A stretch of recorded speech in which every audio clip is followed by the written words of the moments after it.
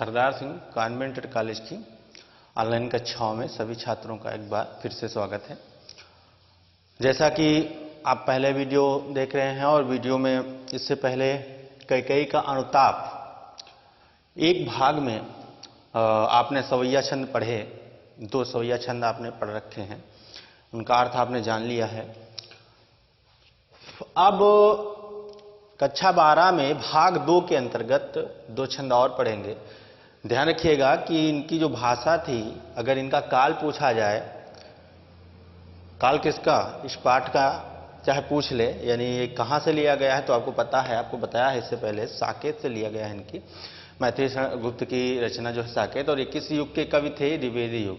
तो जैसे कभी कभी ये पूछता है कि साकेत किस युग की रचना है, तो साकेत चूंकि जब लेखक द्विवेदी युग का है तो उसकी जो पुस्तक है वो भी द्विवेदी युग की ही होगी। ठीक है, तो इस चीजों का ध्यान रखिएगा। भाषा शुद्ध साहित्यिक खड़ी बोली ही है। शैली की बात करें तो प्रबंधात्मक शैली का ही प्रयोग किया है, प्रबंध काव्य लिखा है। और रस तो समय समय पर छंद में बदलता रहता है, अलंकार बदलता रहता है। तो छंद यहाँ जितना कैकेयी का अनुताप है वो संपूर्ण छंद जो है सवैया छंद में ही लिखा गया। संपूर्ण काव्य जो है इसमें जो आपके कोर्स में है वो सवैया छंद के अंतर्गत ही है। इसलिए कोई भी भाग आपसे पूछे और कह दे, नीचे 5 जो प्रश्न आते हैं उसमें से अगर आपसे पूछ ले कि प्रस्तुत पद्य में कौन सा छंद है, तो आप सवैया छंद लिखेंगे। सवैया लिख देते हैं, सवैया, हो सकता है लिखा ना देखा हो। तो इसमें छंद जो है सवैया है,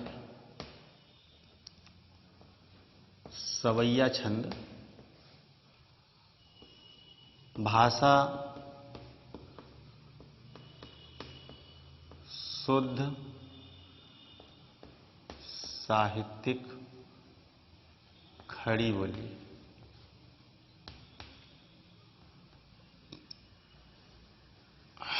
खड़ी बोली।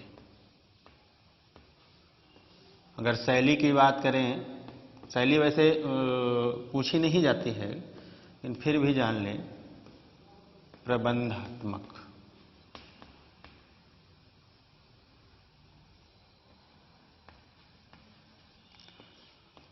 किस सर्ग से, साकेत के किस सर्ग से है अवतरित आपका ये, तो सर्ग है 8वां। जो कैकेयी का अनुताप है वो इनके 8वें सर्ग से लिया गया है। तो ये सामान्य सी बातें हैं जो सब में लागू होती हैं। इनके जितने भी छंद है, जितना भी कोर्स है आपके में दिया गया है, उसमें ये सामान्य सी बातें हैं, ये सब में यही लिखा जाएगा। किस सर्ग का है, तो 8वें सर्ग का है। चलिए अब हम लोग अध्ययन करते हैं। देखिए क्या कह रहे हैं कि हाँ इसी अयस के हेतु जनन था मेरा, निज जननी ही के हाथ हनन था मेरा।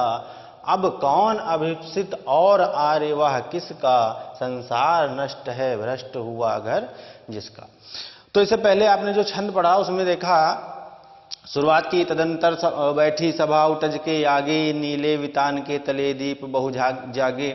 तो वहां से प्रारंभ किया आपके कोर्स में। हालांकि इससे पहले चूंकि 8वां सर्ग है तो इससे पहले भी काफी कुछ हो चुका है, तो हमने आपको बताया था पिछले वीडियो में। तो सभा बैठी, और सभा बैठने के बाद जब श्री रामचंद्र जी ने गंभीर धीर वाणी में ये पूछा कि हे भरत, तुम किस प्रयोजन से यहाँ आए हो, तुम्हारा क्या इच्छा क्या है, अभिप्सित क्या है, इच्छा क्या है तुम्हारी। तो उसी बात को लेकर के भरत जो है आगे कहना प्रारंभ कर रहे हैं, आगे कह रहे हैं अपनी बात को, कह रहे हैं हाँ इसी अयस के हेतु जनन था मेरा। भरत जो राम को 14 वर्ष का वनवास मिला है और भरत को जो राजगद्दी मिली है, उसका दोषी भरत अपने आप को भी मानते हैं कि मेरी ही वजह से ऐसा हुआ, अन्यथा मेरे भाई को वनवास ना होता, वो वनवास ना गए होते। तो अपने आप को मानते हैं और ये सोचते हैं कि संसार भी यही सोचता होगा कि मैंने जो माता कैकेयी ने कुकृत्य रचा था, राम को 14 वर्ष का वनवास देने का और भरत को राजगद्दी दिलाने का, तो कहीं ना कहीं चूंकि राजमहल के अंदर हुआ ये सब कुछ, जनता के सम्मुख तो नहीं हुआ, तो जनता भी ये कहीं ना कहीं सोचती होगी, ये दिमाग में है भरत के कि कहीं ना कहीं जनता हमको ये सोचती होगी कि हमारा भी हाथ होगा। माता ने एकाएक अचानक नहीं फैसला लिया होगा, भरत भी इसमें शामिल होगा। तो ये सब बातें उनके अंदर है और इसी वजह से वो अपने आप को दोषी मानते हैं और अपनी ग्लानि को प्रकट करते हुए, लज्जित होते हुए अपनी बात कह रहे हैं कि हाँ इसी अयस, अयस माने अपयस के हेतु जनन, जनन माने जन्म था मेरा। कहा इसी अपयस को प्राप्त करने के लिए, अपयस क्या है कि राम को वनवास मिल गया, मुझे राजगद्दी मिल गई। तो और साथ ही ये भी हुआ कि जब राम चले आए तो उनके पिता, राम के भरत के जो पिता दशरथ जी थे, उनकी भी मृत्यु हो गई। तो ये सारा अपयस मुझे प्राप्त होना था, इसीलिए मेरा जन्म हुआ। ये कहना चाहते हैं कि शायद हाँ, बड़ी दुख की बात है, बड़े कष्ट की बात है। ये जो शब्द होता है ये कष्ट, दुख, आश्चर्य प्रकट करने के लिए प्रयोग किया जाता है। हाँ, तो इसी अयस कह रहे हैं भरत कि शायद इसी अपयस को प्राप्त करने के लिए, ढोने के लिए ही मेरा जन्म इस संसार में हुआ था और निज जननी ही के हाथ हनन था मेरा। वैसे तो माता अपने पुत्र का उद्धार ही करती है, माता अपने पुत्र का कल्याण ही चाहती है, लेकिन मेरी माता ने मेरी ही हत्या कर दी। हत्या किस चीज की करी? चारित्रिक हत्या। ठीक है, यहां हनन माने हत्या करना, मार देना, खत्म कर देना। तो निज जननी ही के हाथ, अपनी माता के हाथों में ही से ही हनन था मेरा, मेरी हत्या लिखी हुई थी। अर्थात मेरी माता ने ही मेरी चारित्रिक हत्या कर दी। यानी लोग मुझ पर दोषारोपण कर रहे हैं, उसका कारण मेरी माता ही है। अब कौन अभिप्सित और आर्यवाह किसका, संसार नष्ट है भ्रष्ट हुआ घर जिसका। अब आगे कह रहे हैं कि अब कौन अभिप्सित और आर्यवाह किसका। अभिप्सित का अर्थ आपको बहुत बार बता चुके हैं, बड़ा प्रसिद्ध शब्द है, इसमें ध्यान रखिएगा। अभिप्सित माने कामना, इच्छा, इसका अर्थ पूछा जा सकता है।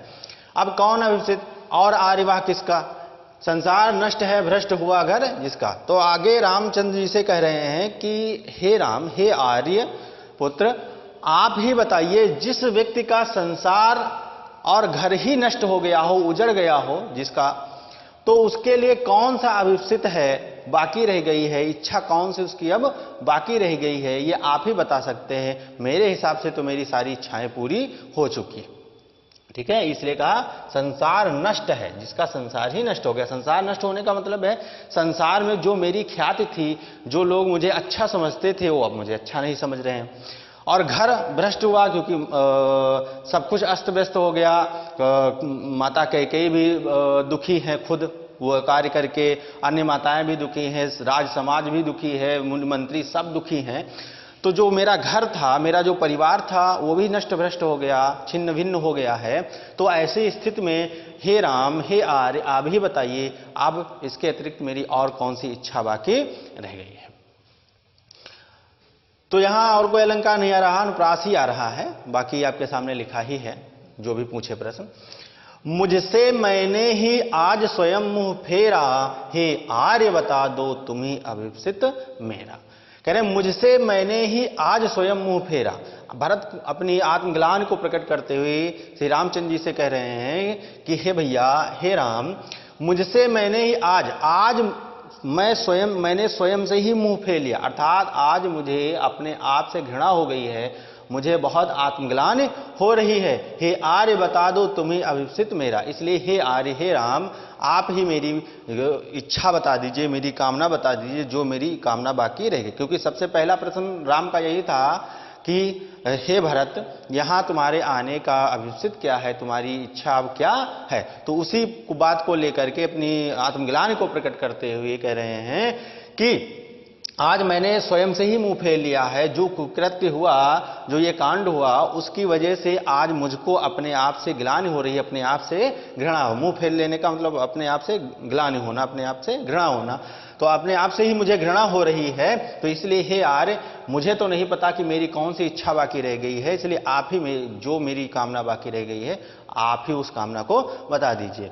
प्रभु ने भाई को पकड़ हृदय पर खींचा, रोदन जल से सविनोद उन्हें फिर सींचा। प्रभु ने भाई को, तो भरत की इस प्रकार के उच्च भावों और उच्च विचारों को सुन करके रामचंद्र जी अत्यंत प्रसन्न हो गए और उन्होंने क्या किया कि भाई को पकड़ हृदय पर खींचा, हृदय पर पकड़कर खींच लिया। तात्पर्य यह है कि उसको पकड़कर अपने गले लगा लिया। ठीक, रोदन जल से सविनोद उन्हें फिर सिंचा। और आप जानते हैं कि जब बहुत ज्यादा खुशी होती है तो खुशी के भी आंसू आ जाते हैं। जब अत्यधिक कोई भी चीज जब ज्यादा होती है, कहा भी गया है सर्वम अति मात्रम दोषाय, अति किसी भी चीज की अच्छी नहीं होती। तो कोई भी चीज ज्यादा हो जाती है तो निश्चित रूप से ज्यादा होने पर यहां भी रोदन जल से सविनोद, सविनोद माने आनंद के साथ, प्रसन्नता के साथ, यानी कैसे आंसू हैं उनकी आंखों से, प्रसन्नता के आंसू, उन्हें फिर सींचा, सींच दिया। तात्पर्य यह है कि जब उन्होंने श्री रामचंद्र जी ने भरत के उन उच्च विचारों को, उन उच्च भावनाओं को सुना तो उन्होंने उसको पकड़कर अपने हृदय से लगा लिया, गले से लगा लिया और फिर उनके ऊपर प्रसन्नता के आंसू टपकाने लगे। यानी उनके ऊपर, उनकी आंखों से, यानी भरत के ऊपर रामचंद्र जी की आंखों से आंसू गिरने लगे। सींचने का मतलब यहाँ खेत वत नहीं है, आंखों से जो आंसू, जब गले लगेंगे तो आंसू गिरेंगे पीछे, तो आंसू उनके आंखों से टपकने लगे। उसके आशय की थाह मिलेगी किसको, जनकर जननी ही जान न पाई जिसको। आप ये अच्छी प्रकार से बात जानते होंगे कि अपने पुत्र या पुत्री को सबसे ज्यादा अगर कोई जानता है तो वह उसकी माता है। उसके गुण क्या हैं, उसके दोष क्या हैं, उस संबंध में जितना उस बेटे की या बेटी की माता जितना ज्यादा बता सकती है, जितना ज्यादा जान सकती है, उतना ज्यादा अन्य कोई जान नहीं सकता। लेकिन माता क्या करती है, माता कभी भी अपने पुत्र को दोषी नहीं ठहराती। किसी भी दशा में कुछ भी हो जाए लेकिन वह अपने पुत्र की कमियां किसी के सामने नहीं बताए। भले आपको डांटे, मारे, पीटे, वो कुछ करे गुस्से में, लेकिन उसमें भी उसका प्यार ही छिपा होता है। तो यहां पर देखिए कितनी अच्छी बात कही है, कहा उसके आशय की, आशय की, आशय मतलब तात्पर्य, आशय माने तात्पर्य, भाव। तो कह रहे हैं श्री रामचंद्र जी, जिस व्यक्ति के उच्च भावों की गहराई को था, गहराई को उसकी माता ही नहीं जान पाई, उसको जन्म देने वाली उसकी माता ही न जान पाई, तो अन्य उसके भावों की, अन्य व्यक्ति जो साधारण व्यक्ति हैं उनके, उसके भावों की, उसके उच्च विचारों की गणना, गहराई की था कहां लगा पाएंगे। तो फिर से इसको देख लें, बड़ी बढ़िया लाइन है, बहुत पूछा जाता है ये, अंडरलाइन करके अर्थ पूछ सकता है इसका। कह रहे हैं कि उसके आशय की थाह मिलेगी किसको, जनकर जननी ही जान न पाई जिसको। जिस व्यक्ति को जन्म देने वाली उसकी माता ही उसके उच्च भावों, उसके उच्च विचारों की गहराई को, उसकी थाह को नहीं समझ पाई, नहीं लगा पाई, तो उस व्यक्ति की पवित्रता, उसके उच्च भावों को अन्य व्यक्ति, साधारण व्यक्ति जान नहीं सकता। तो इसमें भी अनुप्रास अलंकार ही है, बाकी आपके सामने लिखा है छंद सवैया है, शुद्ध साहित्यिक खड़ी बोली है, प्रबंधात्मक शैली है, छठा 8वें सर्ग से ये पूरा लिया गया है। अब इसमें एक चीज और है कि रस क्या है, तो यहां देखिए कि दुख ही प्रकट हो रहा है, कष्ट हो रहा है। तो चूंकि रामचंद्र जी से वियुक्त हैं, हालांकि इस समय उनके सामने हैं, लेकिन कहीं ना कहीं उनको घर ले जाने के लिए आए हैं, तो मेरे हिसाब से इसमें वियोग या विप्रलंब श्रृंगार रस ही है। ठीक है, आप लिख सकते हैं इसमें रस की बात अगर पूछे तो विप्रलंब श्रृंगार है। ठीक है, और करुण रस भी दिखाई दे रहा है। ठीक है, तो उम्मीद है कि ये दोनों, इन दोनों का अर्थ आपको समझ में आ गया होगा। तो कक्षा 12 की क्लास में आज के लिए इतना ही, धन्यवाद।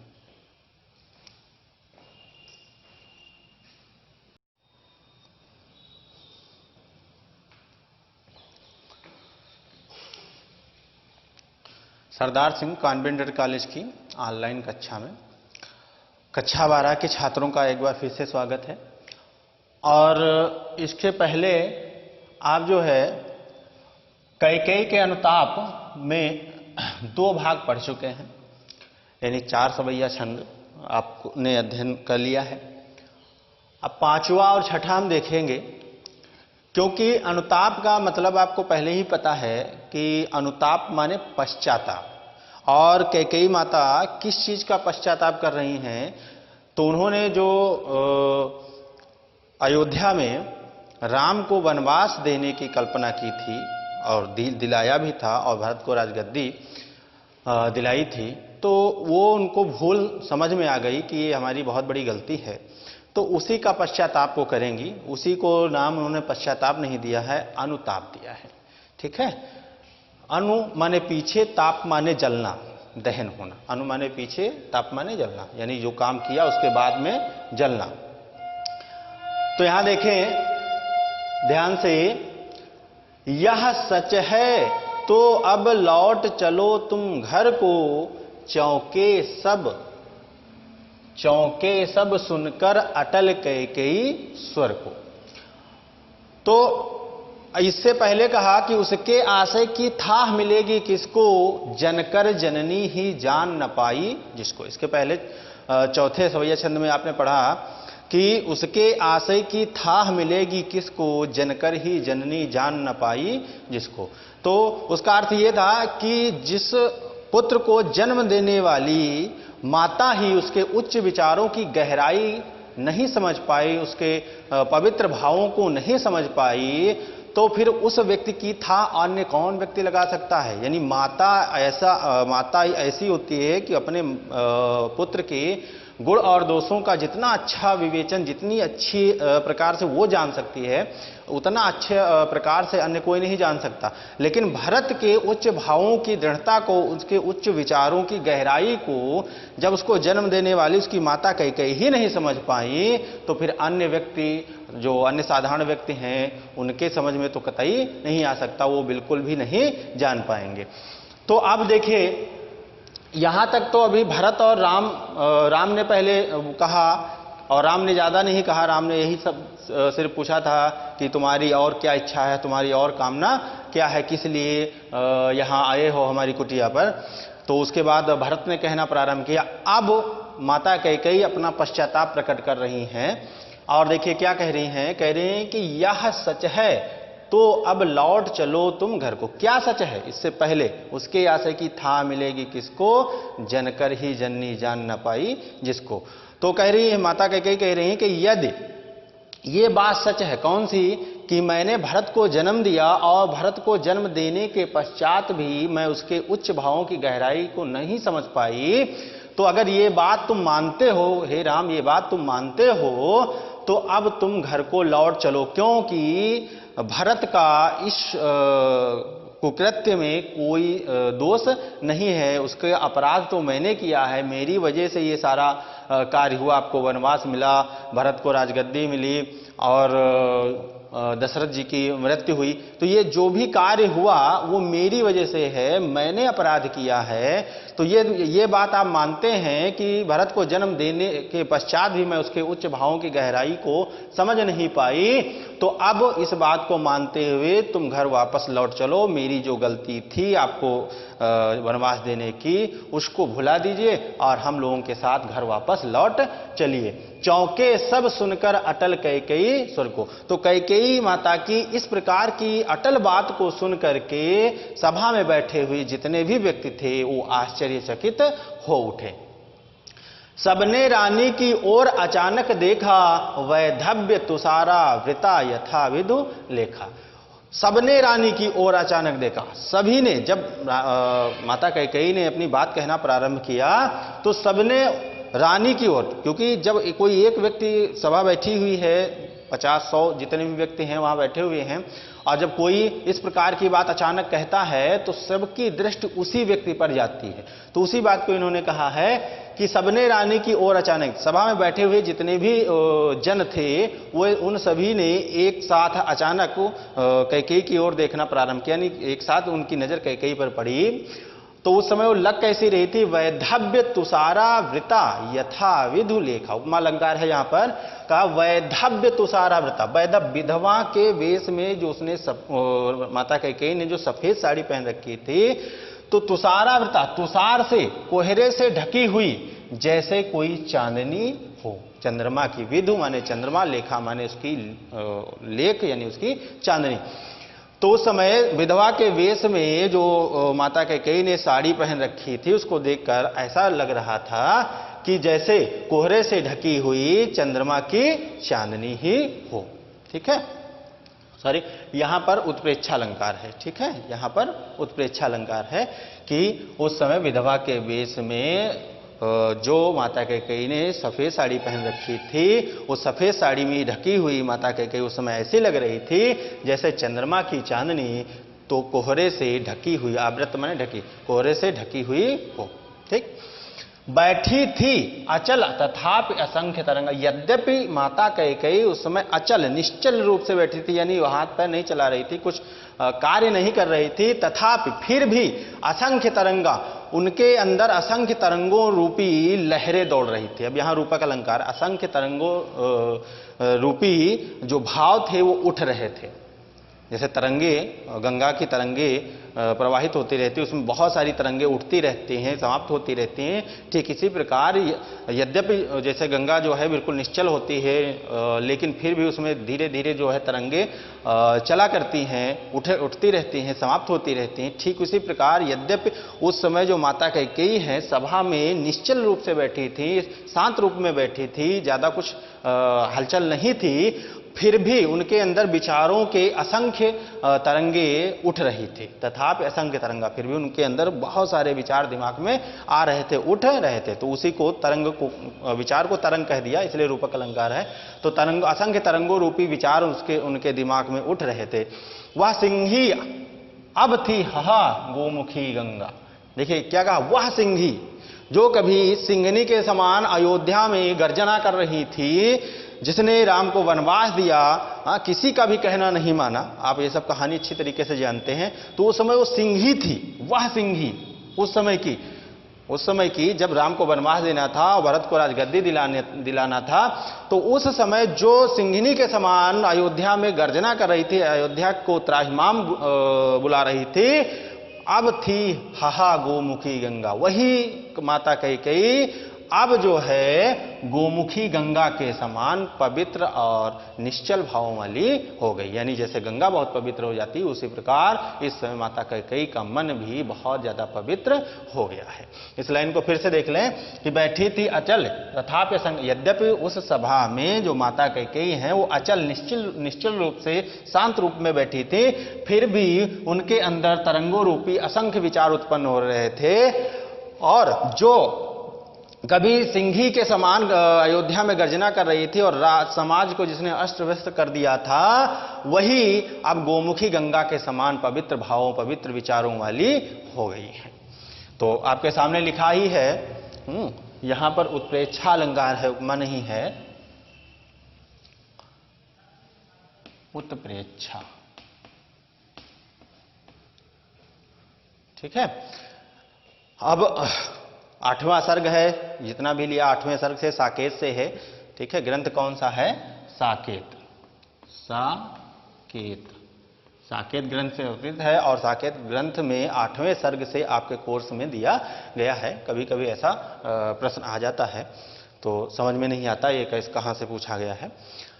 तो बाकी सब आप देख सकते हैं आराम से। रूपक अलंकार भी है, अगले में यहाँ पर रूपक अलंकार है, यहाँ पर उत्प्रेक्षा अलंकार है, बाकी अनुप्रास तो है ही, सवैया छंद है, शांत रस है और कहीं कहीं करुण रस की भी, वियोग श्रृंगार रस की भी अनुभूत होती है, लेकिन मुख्य रूप से शांत रस ही माना जा सकता है। अब देखिए अगला देखिए, हा जनकर भी मैंने न भरत को जाना, सब सुन ले तुमने स्वयं अभी यह माना। कह रहे हां मैं मानती हूं कि मैंने माना कि जो तुमने कहा कि जिस भरत को जन्म देने वाली माता ही उसके उच्च भावों को, उसकी उच्च भावों की गहराई को, विचारों की गहराई को नहीं समझ सकी, तो मैं इस बात को मैं मानती हूं कि मैंने भरत को जन्म दिया, मैं भरत की माता हूं, लेकिन जन्म देने के बाद भी मैं उसके उच्च भावों, उसके उच्च आदर्शों को समझ न सकी। सब सुन ले तुमने स्वयं अभी यह माना। सभा में बैठे हुए सभी लोग यह सुन ले, अच्छी प्रकार से जान लें कि इस बात को आपने, यानी रामचंद्र जी ने भी इस बात को स्वीकार लिया है। तो फिर यह सच है, अगर ये बात जो आपने कहा है, अगर ये सच है, तो फिर लौट चलो घर भैया। तो चूंकि अपराध मैंने किया है, भरत का इसमें कोई अपराध नहीं है, इसलिए इस बात को मानते हुए तुम अब घर वापस लौट चलो, अयोध्या वापस लौट चलो। अपराधीन मैं हूं तात तुम्हारी मैया। इसमें मेरा ही अपराध है, सिर्फ मैंने ही अपराध किया है, इसमें भरत के द्वारा कोई अपराध नहीं किया गया है, या भरत ने इस कुचक्र में, भरत का इस कुचक्र में, इस साजिश में कोई संबंध नहीं है। इसलिए अपराध चूंकि मैंने किया है तो दंड मुझे मिलना चाहिए, मेरे पुत्र भरत को दंड नहीं मिलना चाहिए। इसलिए इस बात को अच्छी प्रकार से समझते हुए अब आप हमें क्षमा करिए और वापस घर लौट चलिए। तो उम्मीद है कि कक्षा 12 के जो छात्र हैं सबको ये समझ में आ रहा होगा, अर्थ समझ में आ रहा होगा। कोई भी लाइन आपसे अंडरलाइन कर देगा और उसका अर्थ पूछ सकता है, उसकी व्याख्या पूछ सकता है, सर्ग पूछ सकता है, किस ग्रंथ से है वो पूछ सकता है, छंद पूछ सकता है, रस क्या है वो पूछ सकता है, हाँ अलंकार कहाँ पर है, अलंकार भी पूछेगा। वैदव्य तुषारा व्रता यथा विदुलेखा में कौन सा अलंकार है, असंख्य तरंगा में कौन सा अलंकार, इस प्रकार से शब्दों को लेकर के पूछ सकता है। शैली तो खैर नहीं पूछी गई है अभी तक, लेकिन पूछ भी सकते हैं। प्रसाद गुण, यहाँ पर अगर गुण की बात करें तो इसमें पूरे में प्रसाद गुण है और लक्षणा शब्द शक्ति का प्रयोग किया गया है। तो अब इस चीज को अच्छे प्रकार से ध्यान से समझ गए होंगे आप, और ये न समझ पे आए हों और कोई दिक्कत हो तो आप फोन भी कर सकते हैं, और अन्यथा अगर अर्थ कहीं दिक्कत कर रहा हो तो आप दोबारा वीडियो को चला करके अर्थ को अच्छे प्रकार से हृदयंगम कर सकते हैं। आज के लिए इतना ही, धन्यवाद।